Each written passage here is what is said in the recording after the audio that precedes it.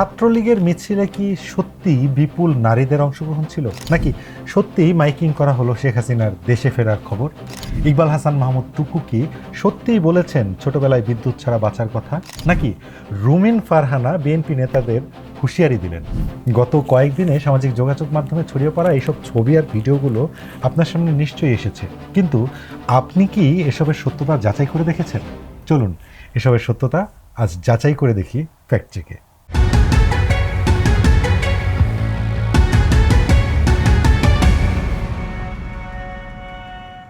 ঘটনা 1, ছাত্রলীগের মিছিলে নারীসহ বিপুল জনসমাগম। সামাজিক যোগাযোগ মাধ্যমে খুলনা জেলা ছাত্রলীগের কর্মী সুদর্শন কুমার মিস্ত্রির এক মিছিলের ছবি ছড়িয়ে দাবি করা হচ্ছে শেখ মুজিবুর রহমানের মৃত্যুবার্ষিকী উপলক্ষে আয়োজিত মিছিলে বহু নারী ও যুবকের বিপুল জনসমাগম হয়েছে। সত্যিটা কি? প্রচারিত এই ছবিগুলো আসল নয়। প্রকৃতপক্ষে ছাত্রলীগের ওই কর্মীর মিছিলে হাতে গোনা মাত্র কয়েকজন উপস্থিত ছিলেন এবং সেখানে কোনো নারীর উপস্থিতি ছিল না।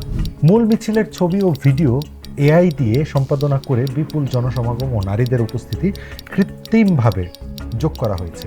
এআই কন্টেন্ট শনাক্তকারী টুল ও জলছাপ বিশ্লেষণ করে নিশ্চিত হওয়া গেছে যে ছবিগুলো 99% এআই প্রযুক্তি দ্বারা রূপান্তরিত।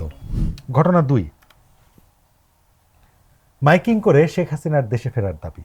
সোশ্যাল মিডিয়ায় সম্প্রতি ছড়ানো এক ভিডিওতে দেখা যায় রিকশায় বসে একজন মাইকে ঘোষণা দিচ্ছেন শেখ হাসিনা আওয়ামী লীগের বহর নিয়ে মাথা উঁচু করে দেশে ফিরবেন।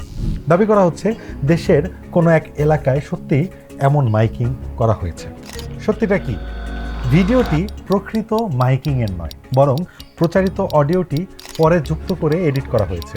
মূল ভিডিওটি 1997 সালের অক্টোবর মাসে জনপ্রিয় ম্যাগাজিন অনুষ্ঠান ইত্যাদির একটি ব্যঙ্গাত্মক নাটিকার দৃশ্য। ইত্যাদির একটি হারানো বিজ্ঞপ্তি নামের সেই রম্য নাটকের ভিডিওতে অডিও বদলে দিয়ে রাজনৈতিক বিভ্রান্তি ছড়ানো হচ্ছে। ঘটনা 3, বিদ্যুৎ জ্বালানি ও খনিজ সম্পদ মন্ত্রীর নামে ছোটবেলায় বিদ্যুৎ ছিল না উক্তির দাবি। বিদ্যুৎ জ্বালানি ও খনিজ সম্পদ মন্ত্রী ইকবাল হাসান মাহমুদ টুকুর ছবিসহ একটি ফটোকার্ডে দাবি করা হচ্ছে তিনি বলছেন, আমাদের ছোটবেলায় তো বিদ্যুৎই ছিল না, তখন কি আমরা বাঁচি নাই? আর এখন মাত্র 16-17 ঘন্টা বিদ্যুৎ না থাকলে আপনারা সরকারকে গালাগালি করেন। সত্যিটা কি? ইকবাল হাসান মাহমুদ টুকু এমন কোনো মন্তব্য কখনোই করেননি। এই বিভ্রান্তিকর বক্তব্যটি মূলত গুপ্ত টিভি নামের একটি ফেসবুক পেজ থেকে তৈরি করা হয়েছিল। স্যাটায়ার ও ব্যঙ্গাত্মক ধরনের সেই পেজের তৈরি করা এই ভুয়া পোস্টটি অনেকেই সত্য বলে ধরে নিয়ে সামাজিক যোগাযোগ মাধ্যমে ছড়াচ্ছেন। ঘটনা 4, এসএসসি পরীক্ষার্থীদের আন্দোলন বলে ছড়ানো ভিডিও। সামাজিক যোগাযোগ মাধ্যমে শিক্ষার্থীদের আন্দোলনের একটি ভিডিও ব্যাপকভাবে ছড়িয়ে যাচ্ছে। কেবল একটিমাত্র পেজ থেকে ভিডিওটি প্রায় 30 লাখেরও বেশি মানুষ দেখে ফেলেন। দাবি করা হচ্ছে এই ভিডিওটি মূলত এসএসসি পরীক্ষার্থীতে ফেল করা পরীক্ষার্থীদের আন্দোলনের দৃশ্য। সত্যিটা কি? ভিডিওটি এসএসসিতে ফেল করা শিক্ষার্থীদের আন্দোলনের নয়।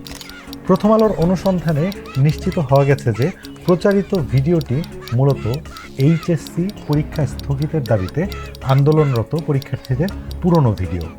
পূর্বের এইচএসসি পরীক্ষার্থীদের আন্দোলনের ভিডিও ফুটেজকে ভুল ক্যাপশনে এসএসসি পরীক্ষার ফলাফলের সাথে জুড়ে দিয়ে বিভ্রান্তি ছড়ানো হয়েছে। ঘটনা 5, বিএনপি নেতাদের উদ্দেশ্যে রুমিন ফারহানার মন্তব্য। ক্ষমতা থেকে নামেন, বাড়ির মুখ দেখবেন না কত বছর দেখেন।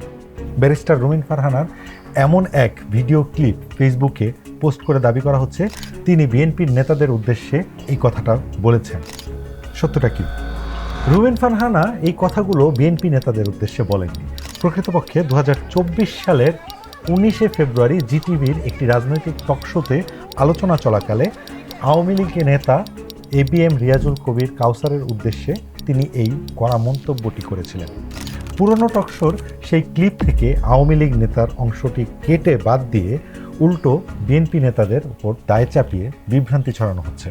সোশ্যাল মিডিয়ায় যা দেখছেন তার সিংহভাগই এআই প্রযুক্তি বা অন্য প্রেক্ষাপটের ভিডিওকে ভুল দাবিতে ছড়িয়ে তৈরি করা বানোয়াট গুজব হতে পারে। যে কোনো সংবেদনশীল খবর শেয়ার করার আগে অন্তত একবার ভাবুন খবরটি কি নির্ভরযোগ্য কোনো উৎস থেকে এসেছে।